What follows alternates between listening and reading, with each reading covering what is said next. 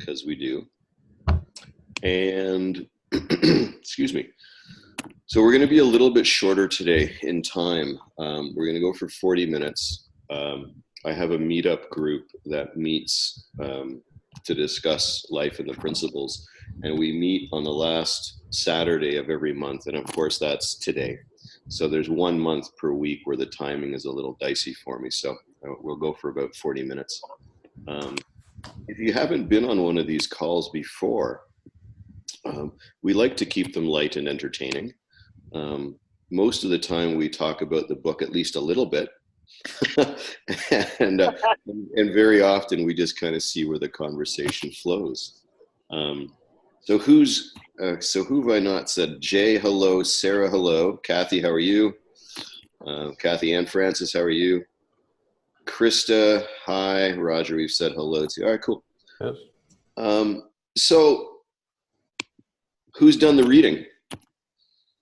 Anyone? Arvind? Martine, nice. Roger, how about you?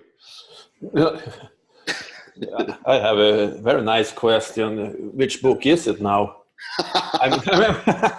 I'm pretty new in the group. Yeah, and that's wonderful. We're doing Ankush Jain's book, Sweet Sharing. Okay. That's the one that we're talking about. And as I said, very often these conversations veer. Let's say they meander.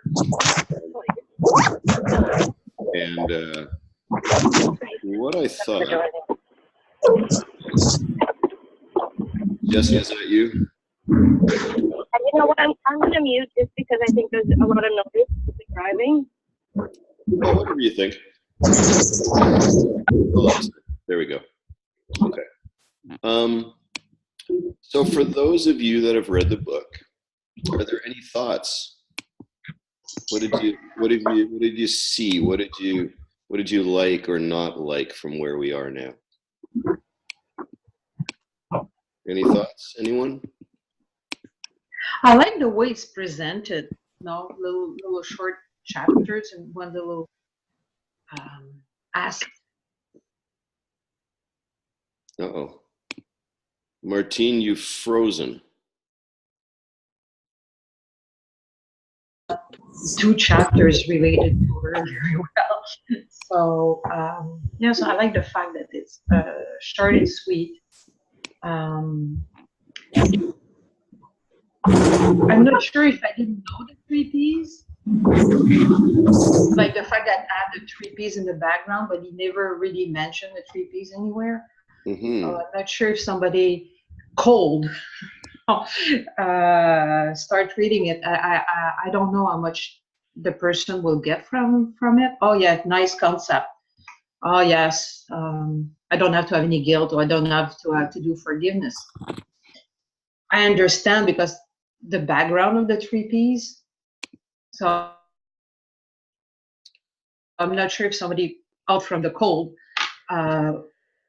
will get as much. Anyway, that's my 2 cents.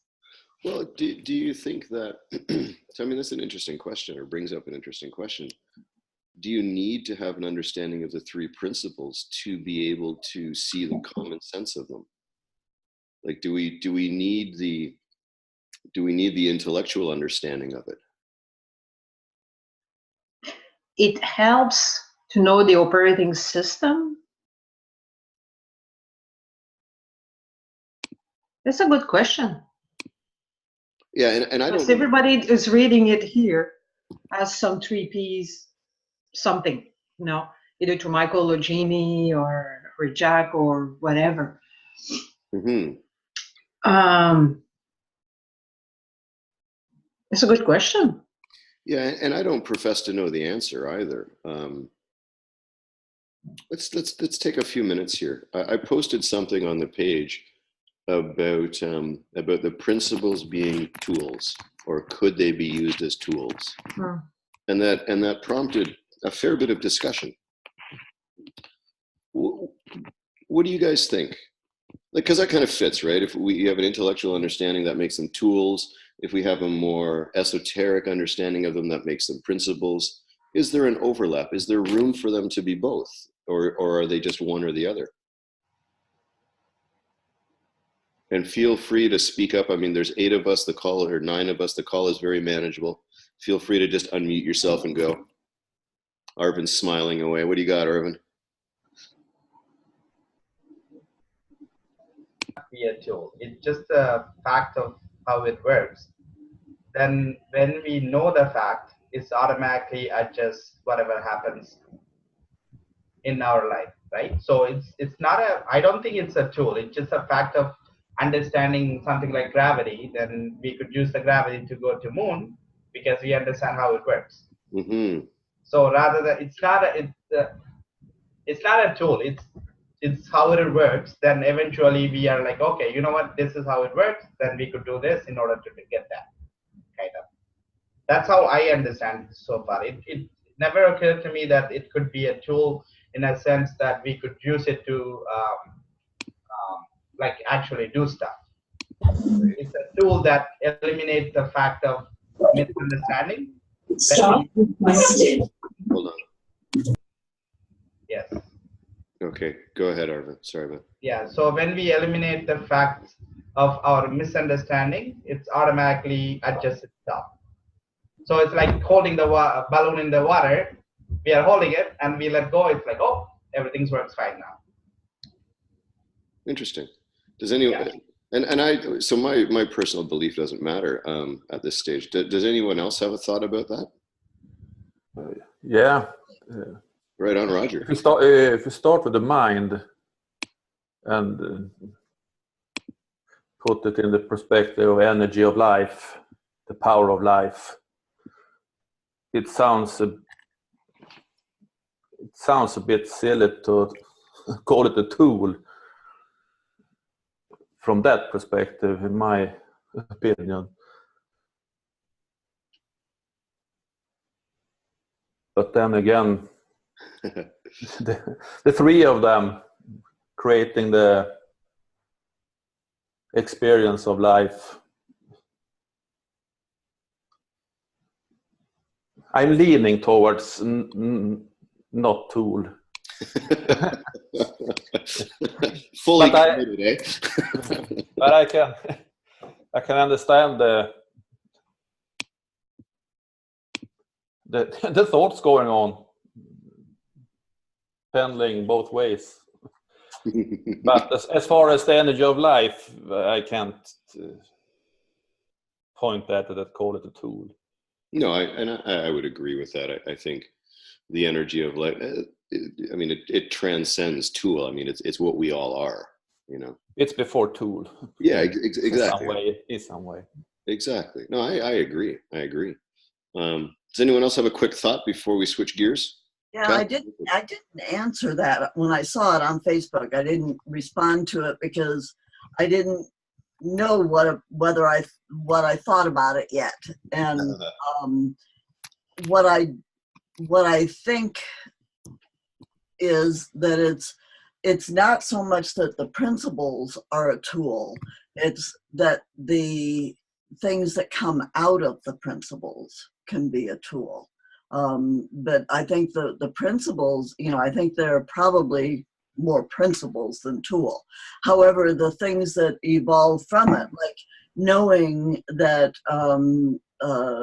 feeling and thought are going on all the time in the moment, and that the future is just totally made up in our minds, and the past is all of those things that come out of mind, consciousness, and thought. I think all of those that come out of it are tools. I think that we can recognize those and go, oh, and they either whatever goes away or doesn't, but I think it can be used as tools.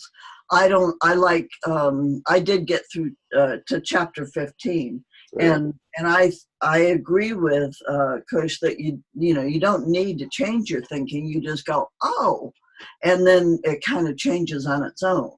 And so even to that point, they may not be tools, but I think they bring a consciousness to them that end up acting as if they're a tool. I'm not being very articulate about all that, but that's why I didn't answer your question when I saw it on Facebook. Well, that's fair, Kathy. I like that. Anyone else have a quick thought? Well, the first, when I first started glass twin 2 years ago, it was my first introduction to the 3Ps. Right. And at the beginning, I thought them more as a tool, but as I got deeper, then I saw them as the operating system of life. Right. Yeah, the operating system. Yeah, it's funny, I can't shake personally this notion that they're both. You know, we use the three principles to point towards what comes before them. We use them as a way to teach. We teach the three principles. We are three principles practitioners. So I have this, and I'm not hard and fast about this. It's just a curiosity for me. That I are using them in pedagogy. They are tools. And I don't think, and again, this is just my personal opinion, whether you agree or not doesn't really matter. But there's a symbiosis in them that, you know, without us, the principles don't have a lot of meaning. And without them, we don't exist. So I feel like there's a symbiotic relationship between the two of them that transcends both the esoteric and the intellectual, let's say. And again, this is stuff that I'm just sort of toying with on my own. I don't spend that much time on it, but it just sort of. Oh, go ahead. Yeah. You are saying that if there's no coaches, there won't be three principles? Say that again. If there is no coaches, like coaching three principle, there won't be a three principle? No, I'm not saying that. I'm saying that if humans weren't around, there would be no one to recognize the three principles in action. Oh, okay. Right. But there would be three principles. Well, but yeah, and now we're into the conversation of if a tree falls in the forest, does it make a sound if there's no one around, right? Yeah. I don't know I mean, you know, there are probably two answers to that. So I see that the way that I see it a little bit is that that we bring the principles to life. They bring us to life, and we bring them to life. That it's symbiotic. Anyway, I don't want to spend too much time on that. My opinion will probably change a few more times about that in the next maybe 5 minutes. Who knows? Roger, do you have another thought there? You looked like maybe you were going to say something. No, not really. Okay. But it's somewhat a very big question, or not a question at all, almost. So I don't know where I. I like Kathy's laughing away there. I like that. Yeah. Yeah. It's funny how a lot of things sometimes seem to be really big questions or not questions at all, doesn't it? Yeah. Sometimes I feel like three principles. Yeah, they're 1, 2, and 3, and there's the experience, and that's it. So what's it's so easy to get lost in conversations about after the 3Ps into the thought, away we go, and then we have a lot of thinking about whatever. I have seen it when we sit in groups, like 10 people from the same class where we went for our grounding here in Sweden. We used to sit in these calls, and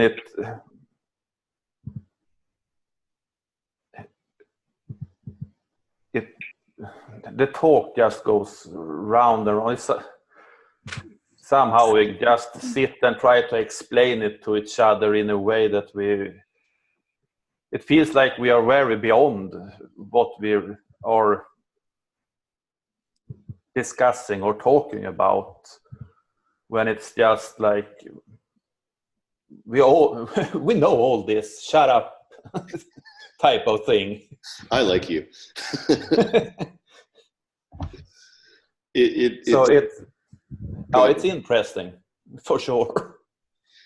Yeah, I've gotten that same sense in groups that I've been in, where like I've been on some trainings with Jack and with Jack Pransky in Spain, and the groups are, 20, sometimes I think one time was 16 and one time was 23. And you can really feel in the room how when everyone's in the feeling, it just feels really good. And then someone will ask a question, and again, innocently and for clarification. And the next thing you know, you've gone through 20 minutes of noise, and the feeling's gone, and you lose it. Yeah. So it really does seem like, to me anyway, the more we try to analyze and understand them, the farther away we get from them. Yeah. That's one of the things that I like about the book. So the fact that he doesn't go into explaining the principles, and he's just talking more from the experience, and you can feel the feeling, and you can kind of I can kind of get it get his experience, and there by him telling the stories and using the metaphors that he uses. So one of the things I like about the book is that he doesn't go into explaining all of the principles, and that he does just use experience and feeling. And isn't that interesting that you and Martine and all of us are reading the same book, and yet we have completely different realities of what that, well, not of what that means, but of what that is. That's cool. So we should probably pull something from the book, eh? Something that stood out for me, and I can't remember what chapter it's in now, unfortunately, but it was here. When we have bad thoughts, we have a choice as to whether or not to act on them. And if we don't act on them, then there is no harm done. So as an example, I used to have this crazy recurring thought where I'd be driving along and I would see a bunch of people at a bus stop, and I would wonder what would happen if I ran over all those people. So that was an attempt at humor. Everyone looks really stern like this. Bye-bye then. Was that, Roger? Bye-bye then. Yeah. You just get extra points. Okay, well, excellent. Well, in that case, I've got even weirder thoughts. No. So of course I'm not going to act on that.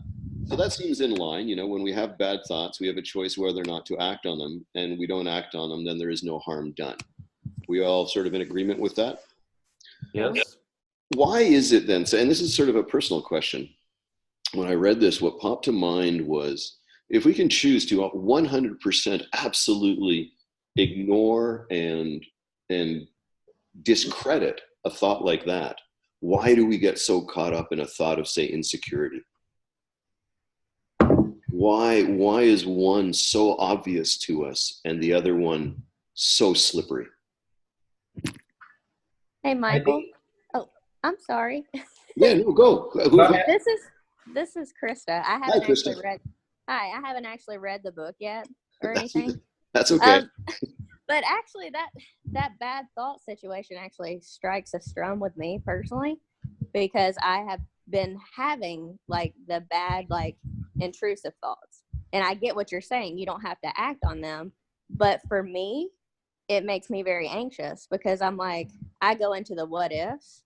But I think that what you just said is like, it comes from insecurity within myself also. Like it comes in and it ties in together. Does that make sense? Well, whether it makes sense to me or not doesn't matter. Does it make sense to you, Krista?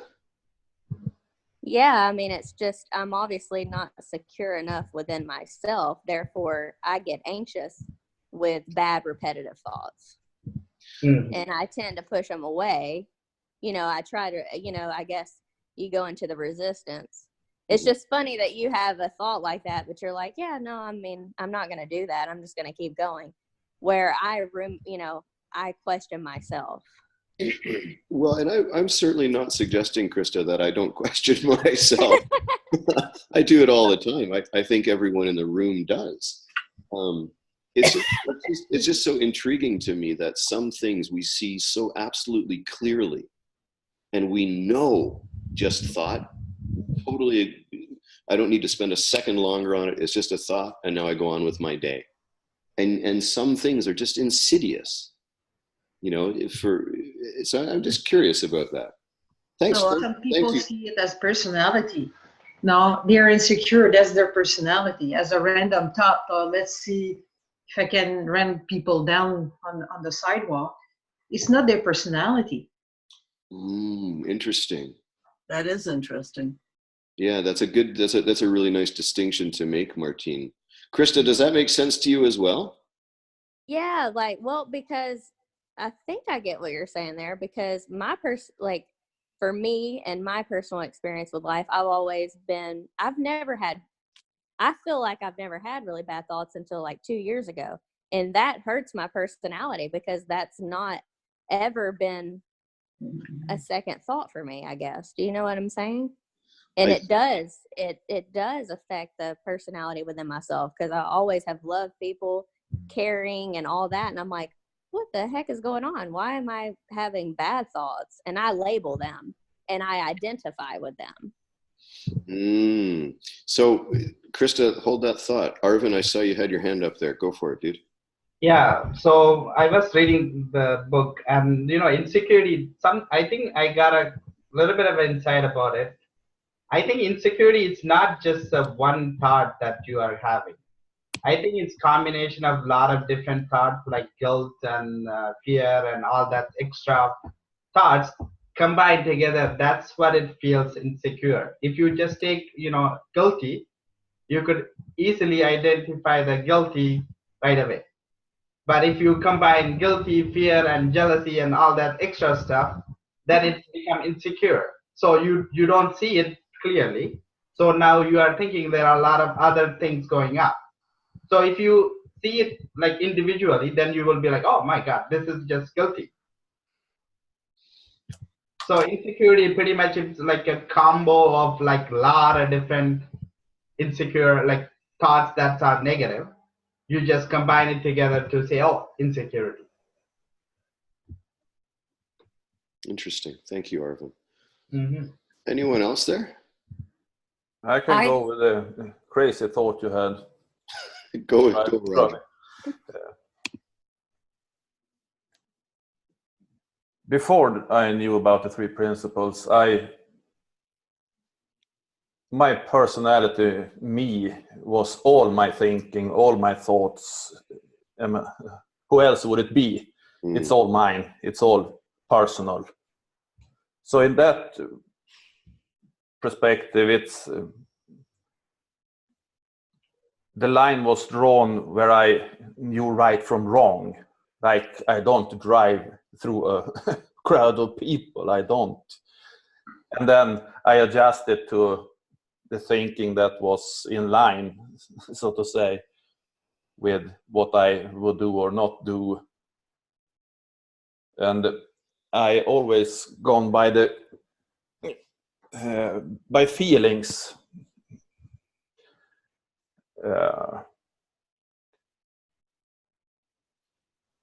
I have always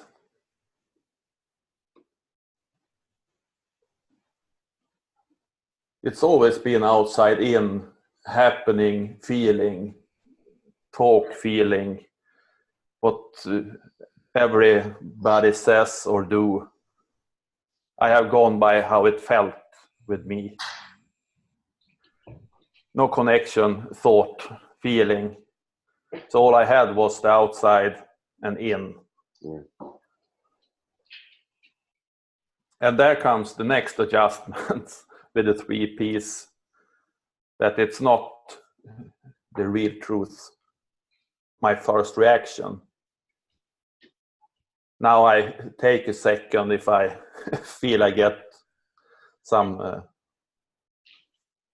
feeling that feels wrong or so.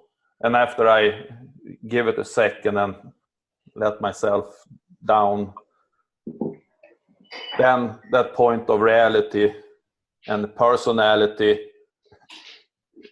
goes way to an easy loving feeling, so to speak. I'm not, I don't know where I'm going here, but Perfect. It started in the crowd and then we went a little bit, that's right or wrong, in very intellectual where I start and where craziness goes beyond. And from that line today, when I know what my ego is and the personality, it's all thought.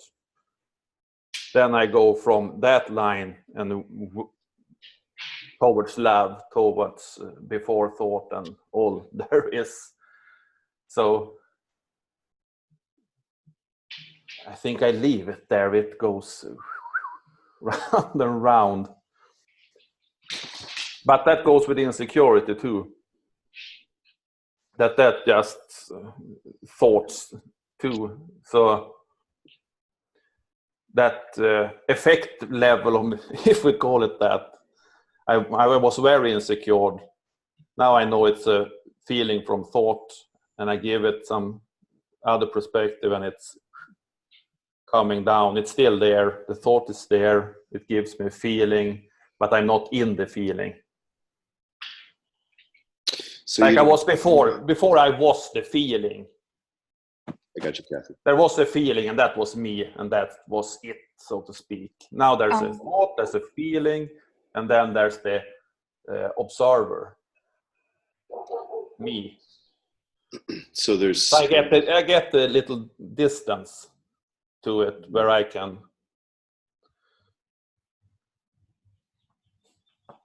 That's beautiful, Roger. Can I say something? Yeah, Kathy, go for it. Absolutely. Sarah, I think really what you're talking about is the depth of insight.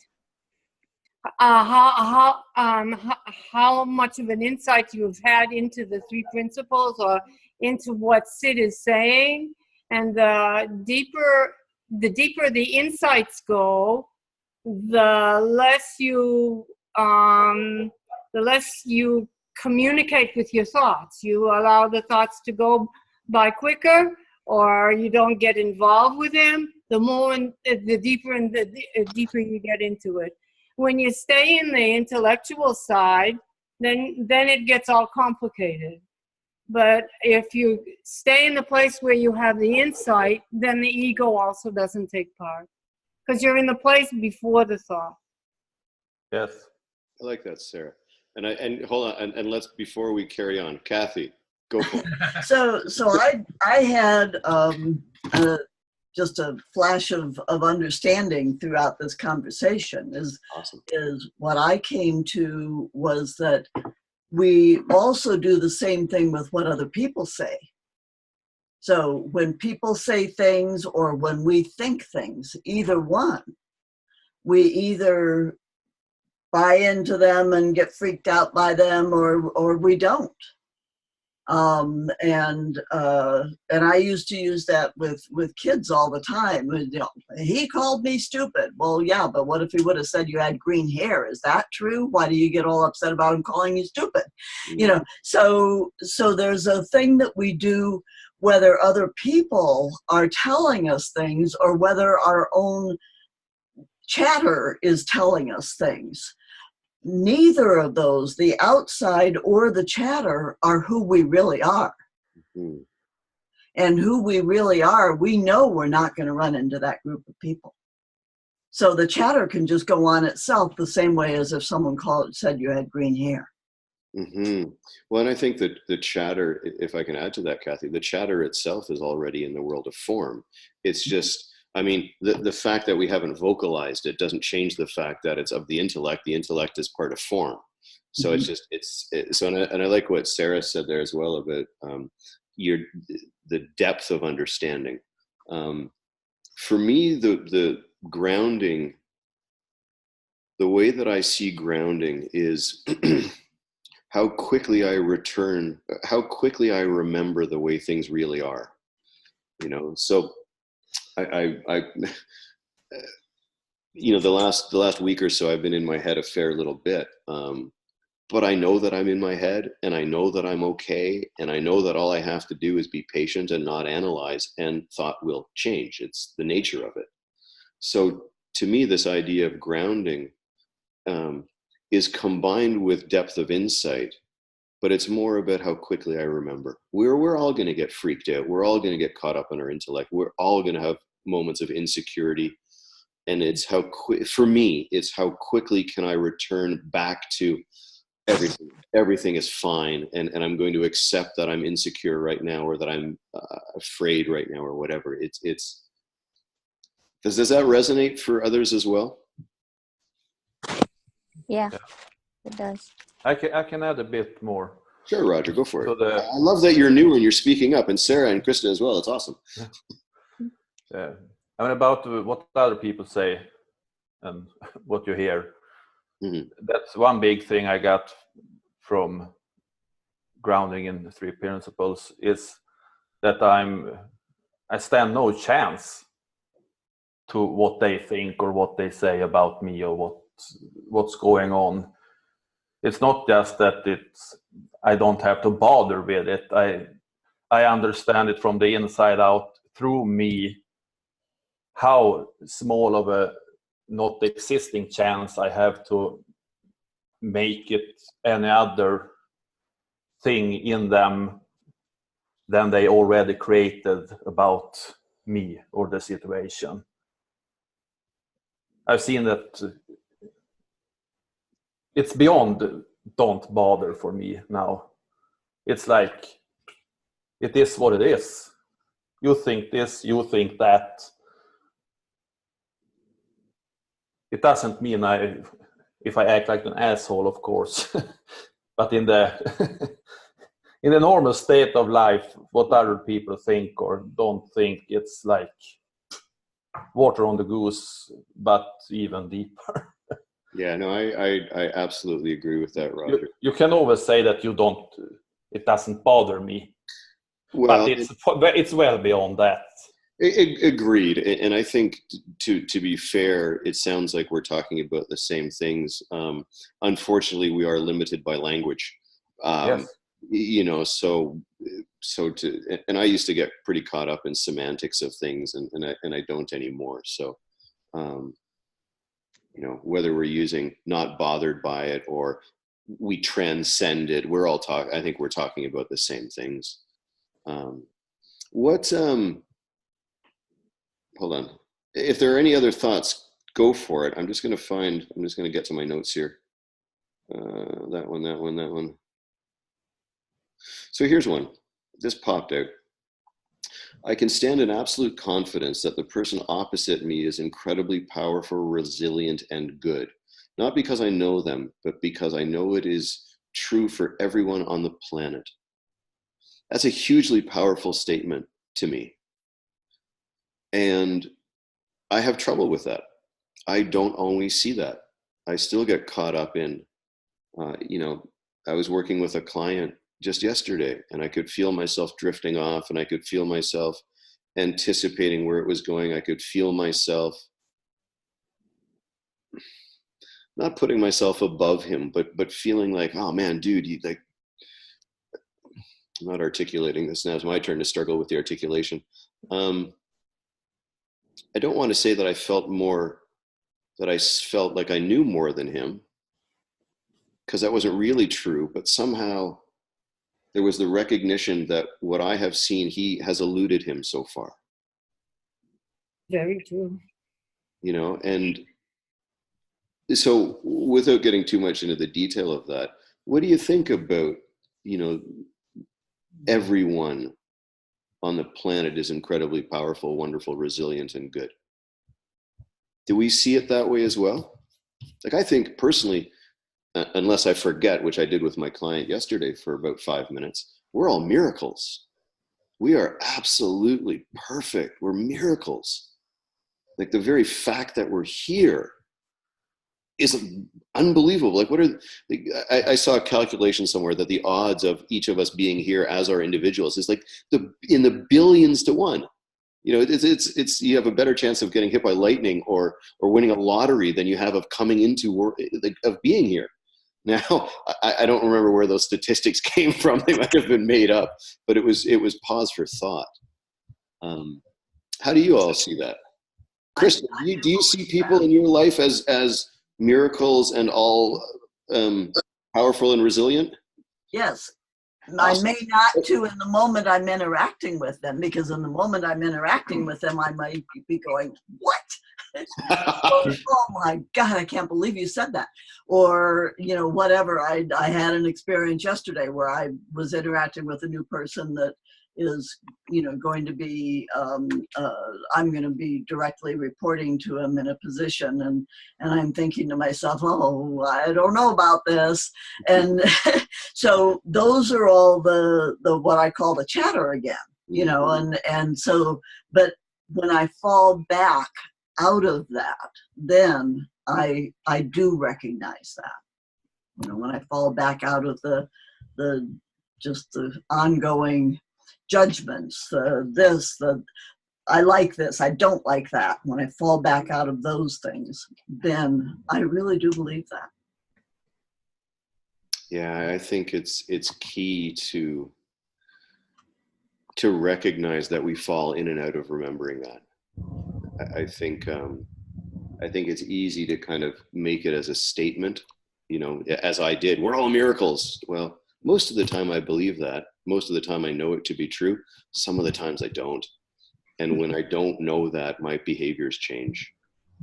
I think it's important to recognize the fluidness of our in and out a little bit.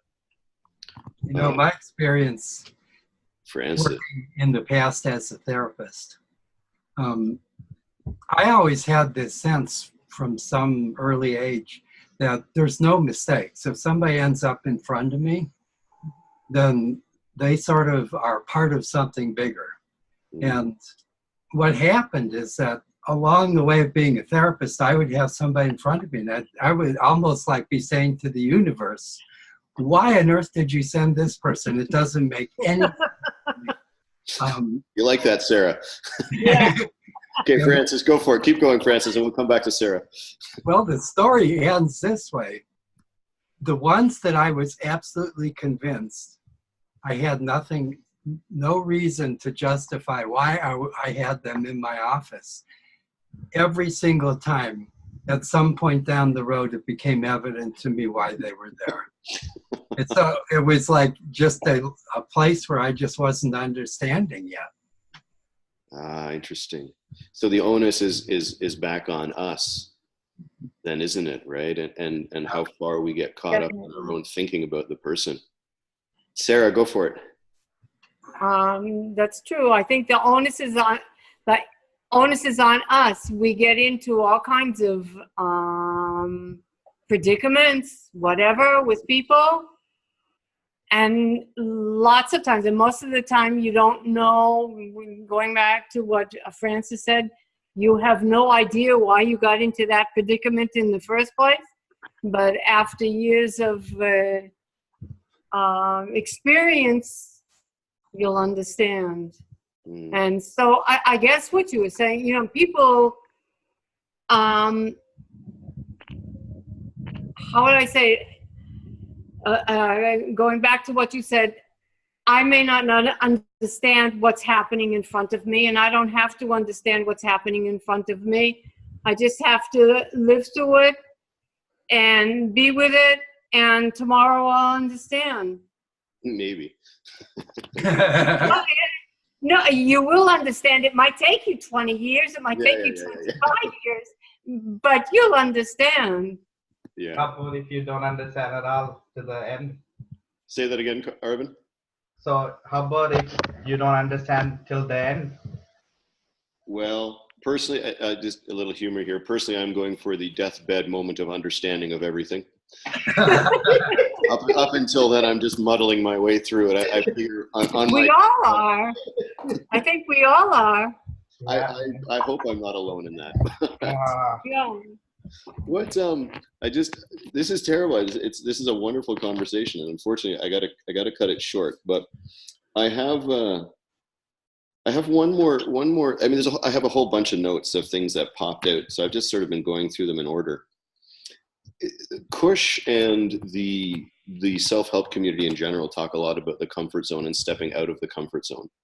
And without talking about what that represents or what that means, what does your comfort zone look like now? And what I mean by to define that question a little bit more is, whatever your comfort zone was pre-principles, what does it look like post-principles, post-understanding? Look at all those thinking faces. Go for it, Arvind. I think it got a lot more easier. So before I had the idea that I won't be able to do certain stuff. But now with the understanding, I realize, I am capable. Like I'm actually capable of going for whatever I feel like I want to do, rather than just sticking with. Before I would just stay within the idea of, oh, I am only capable of this much. But now I realize the capability of itself, it's just me putting barrier on my capability. So, just to go back to the previous point, everyone is much more powerful. It's just I had the idea that, because I am certain ways, I am only capable of this much work or this much money or this much relationship, whatever it is. But now I could see it that what I have put into in order for me to block, it's just me doing that all the time. So it's getting much more easier to go out and try out things that I haven't been able to try out before, even though I'm failing most of the time, but I am actually trying out. Before I would be like, yo, that's not for me. I'm not cut out for that work or that idea or that pursuit of whatever I want. I'm not cut. But now I am seeing more and more. It's just, if I take a chance, it's getting better. Like I'm actually becoming a little more better. But this is not to say, comfort zone gone away. But I am more open to idea that it's, I am able to travel outside of it now. Right. Thank you, Arvind. Anyone else? I have something to say about it. I think with the deeper and deeper insight, I go into a place of being in the now. I don't know how to describe that, but it's just reacting or acting to what is happening to me now with the insight of these are my thoughts or these are not my thoughts, and my mind gets quieter and quieter, and I'm allowed to do things that I never thought I would be able to do in my lifetime, because I'm more in the place of no thought, and then I can do it than I was before I knew the principles. Before I had my insights in the principles. Once I had the insights, my mind is very quiet, and so I don't have all this verbiage about not doing it, or all this verbiage about the past, what happened in the past, whatever. It's that verbiage is literally almost gone from me. Good for you. Awesome. So the comfort zone is changed. I like that, Sarah. What I've seen is that I carry my comfort zone with me now. And sometimes I'm more willing and sometimes I'm less willing to step outside of it. But what I've come to see is that I create my own comfort zone by my thinking. Yeah, right. And the more that I see through the more that I recognize that it's my thinking, this notion of a comfort zone, there isn't one. There's no comfort zone. There is only caught up or not caught up. And when I'm not caught up, everything is comfort zone. And when I am caught up, everything looks like shit, or can look like it's an effort. No, I want to do this task, but I'm not feeling, my thinking is clouded. So now it becomes a difficulty. Now it looks like it's something that requires stepping outside of a comfort zone. When I'm at peace, looking at the same task, there's nothing to step outside of. So I guess what I'm saying is I've come to see that the whole comfort zone itself is made up, right? Just by my thinking in any given moment. I'm with you on that. Go ahead, Roger. Okay, Roger, were you going to say something? I'm with you on that. Cool. that there's no comfort zone anymore. It's either the thought come up or it doesn't, and when it does, you don't know where you may be. Yeah, and the other thing that I see, it's really easy. Like, even if I'm looking at a task and it looks to be outside of my comfort zone, what I see now, and I think this is in line with what you're saying, Roger, is that 3 seconds from now, that might look different. Or it will look different, or 1 second or 2 seconds, whatever it might be. So the comfort zone is always shifting. It's always just a function of how attached you are to current thinking, I believe. I never had a comfort zone. I always see life as a game. Let's try that and see what happens. And I've had a very interesting life. No, because I see that no, it's not arrive safely on your deathbed. No, I have to say, yes, I've tried things. And Yeah, sometimes I did things and people say, you're doing what? And had fun doing it. Everywhere in my life except in one place. There's one place that it's I have one blind spot and I know what it is. Martine has a blind spot. Martine has a blind spot, does she? Yeah, I know what it is. Yeah, are you going to share? No, I don't want to put you on the spot like that, Martine. And listen, Jessie Lynn just messaged me to say, don't forget about your meetup. So I said 20 minutes. I got 10. Now I actually have to go because that's how long it takes me to get there. So, Krista, Sarah, Roger, thank you so much for joining us. And I'm going to shut it down. I'm going to put I'll post this one on the Facebook page this afternoon. And hopefully we'll see you next week. Thank you. Awesome. Bye. Thank you so much, everyone. Thanks, guys. Have a great Bye-bye. day. Thank you, Roger. Thank you, Krista. Thanks, everyone. Okay, bye-bye. Bye.